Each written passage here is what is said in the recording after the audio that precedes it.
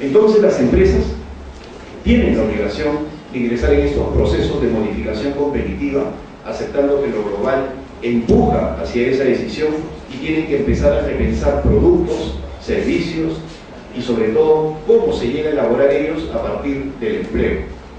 Los estímulos culturales que vienen gracias a la globalización obligan a las empresas también a actuar en ese sentido. Gracias al cable, gracias a los medios de comunicación, uno se entera de otras realidades y eso modifica nuestro patrón de comportamiento. La ambición se ha modificado, los estímulos son otros. Hay un esquema mental que nos lleva a desear otras realidades y esos son elementos motivadores que están haciendo que las empresas modifiquen radicalmente su forma de actuación para brindar productos y servicios que estén exigiendo los mercados. Pero obviamente, si queremos pensar en un producto o un servicio que es la parte final de la cadena de producción, tenemos que retroceder para todo aquello que signifique la elaboración de eso a través del empleo. Y si no tenemos al personal, al capital humano adecuado para poder gestionar esa cadena de producción, pues simplemente estaremos al margen de cualquier posibilidad de ser realmente competitivos. Así es. Hace unos días, una semana como máximo, tuve por encargo de un investigador del Banco Interamericano de Desarrollo la oportunidad de revisar un documento que está en proceso de elaboración que tiene que ver con las categorías empresariales en América Latina, su diferenciación en pequeñas, medianas y MIPES. Y contra lo que nos dicen todos, si bien es cierto la MIPE, la micro y pequeña empresa, es un gran generador de empleo, también es un gran generador de subdesarrollo. Entonces se está cuestionando el concepto MIPE, que es muy distinto de emprendimiento, el concepto MIPE. ¿Por qué? Porque simplemente está siendo impulsado por la informalidad. La MIPE es exitosa si desde el gobierno se dan las condiciones para que la MIPE sea realmente eficaz y exitosa. Pero si no se dan esas condiciones, que es el marco laboral, el marco tributario, la infraestructura, la MIPE se convierte en un factor de informalidad.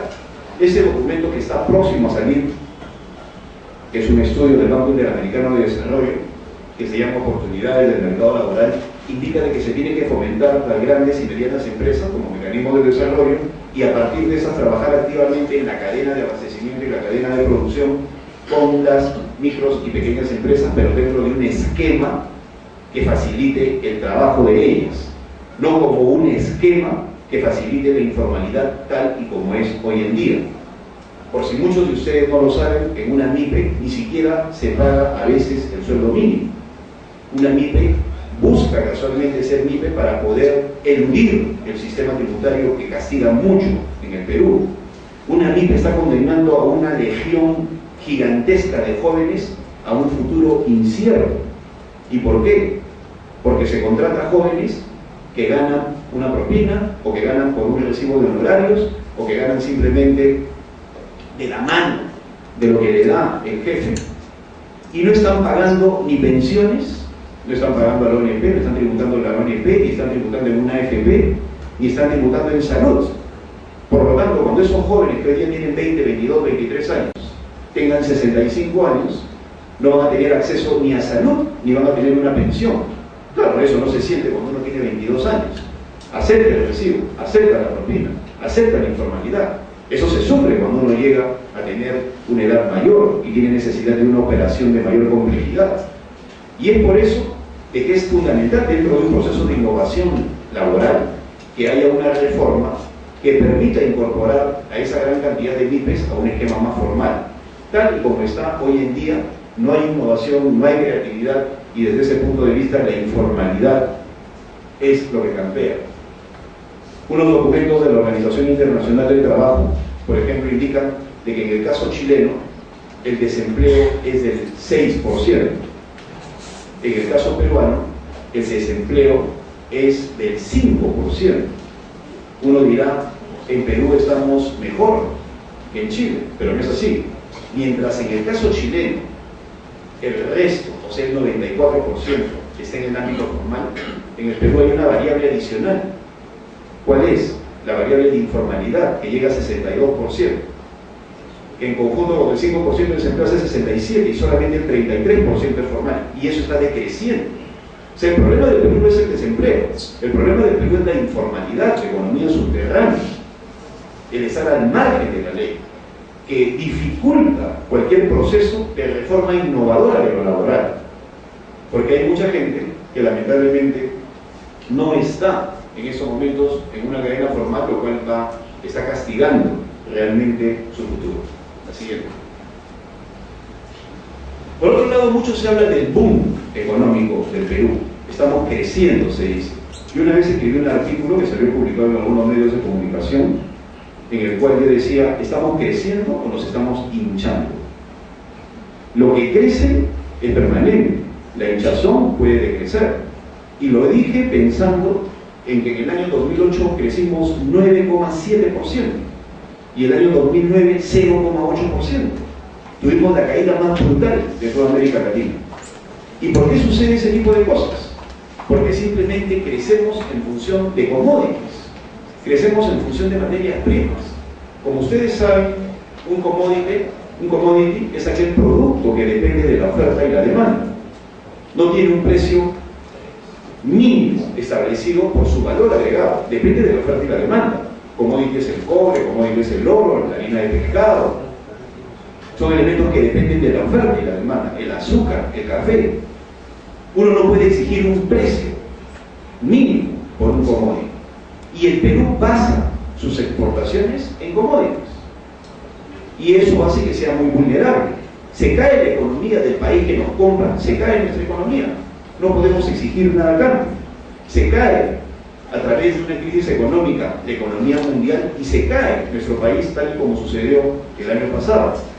Entonces, si seguimos creciendo basado en commodities sin valor agregado, pues simplemente somos un país muy vulnerable ante cualquier posibilidad de nueva crisis internacional.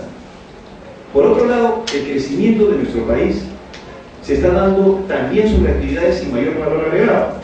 El turismo, a partir de una eficiente campaña, hay que reconocerlo, alrededor del tema de Machu Picchu, pero ya hemos visto cómo, si bien es cierto, ganamos en turistas con Machu Picchu, también los perdemos a raíz de un desastre natural que generó el cautiverio por las fuerzas de la naturaleza de un gran conjunto de turistas. La construcción, que es algo realmente que hay que ponerle la lupa. En Colombia se mira con lupa a la construcción porque suele significar lavado de dinero, y nuestro país en estos momentos tiene un dólar bajo, motivado por el incremento del narcotráfico, y vemos un boom de la construcción que está generando de que las casas suban exorbitantemente y no hay ninguna relación, y eso lo digo como ingeniero, entre el precio y el terreno y la renta y el precio al cual lo están vendiendo. Casas en las cuales casas que antes costaban $80.000, hoy día cuestan $140.000, $160.000, sin que exista ni un solo motivo para que haya habido esa disparada en los precios. Por eso es que economistas de la Universidad del Pacífico están hablando de la posibilidad de una burbuja económica que podría estallar dentro de los 2 próximos años, porque hay mucha gente que se está endeudando sin saber de que en un futuro cercano puede haber una nueva crisis. Entonces, si hay una nueva crisis y están endeudados, ¿cómo van a pagar si no tienen trabajo? Y por otro lado, estamos creciendo, insistiendo en el estímulo económico. Los precios de las materias primas han subido, ya no hay razón para seguir con el estímulo económico. Deberíamos empezar a guardar pan para mayo, como también han dicho otros economistas. Sin embargo, seguimos haciendo estímulo económico porque nos interesa la estadística y no el largo plazo. Y desde ese punto de vista es importante entender de que este crecimiento económico, que aparentemente nos permite ganar récords de presencia mundial, puede significar una variable en contra de nosotros mismos que castiga al propio proceso innovador por las características de nuestra manufactura.